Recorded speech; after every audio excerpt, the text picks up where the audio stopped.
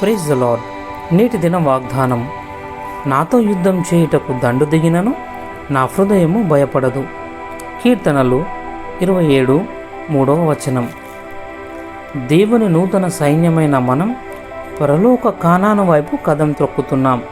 నీవు ఇప్పటికే దేవుని కవచాన్ని చక్కగా ధరించే ఉంటావు. మనం ఒక ఉద్దేశంతో ముందుకెళ్తున్నాం. మన ఏకైక పరలోక సేనాధిపతి అయిన యేసుక్రీస్తుని మనం వెంబడిస్తున్నాం. సైనికుడిగా నీ నడక స్థిరంగా ఉండాలి. ముందుకెళ్ళేటప్పుడు ఏ సైనికుడు ఇటు అటు దిక్కులు చూడకూడదు. వారి దృష్టంతా వారి నాయకుని వైపే ఉంటుంది. ఏ సైనికుడు తన తానుగా ఒంటరిగా వెళ్ళక గొప్ప సైన్య సమూహంగా కలిసి వెళ్తారు.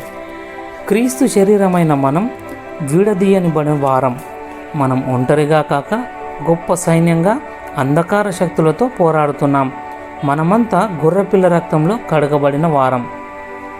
మనమంతా దేవుని సర్వాంగ కవచాన్ని ధరించిన వారం గనుక దావీదుతో పాటు నాతో యుద్ధం చేయుటకు దండు దిగినను నా హృదయం భయపడదు అని చెప్పాలి.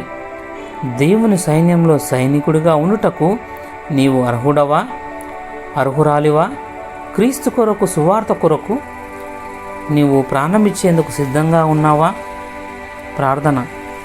ప్రియ యేసయ్య, ఎంతోమంది పిలువబడ్డారు, కానీ ఎన్నుకొనబడిన వారు కొందరే అని నీ మాటలు చెబుతున్నాయి. ఈ మహాసైన్యంలో గొప్ప పరలోక సేనాధిపతి కింద ఉండే నూతన సైనికుడిగా ఉండుటకు ఎంతో భాగ్యమని ఎంచుకున్నాను.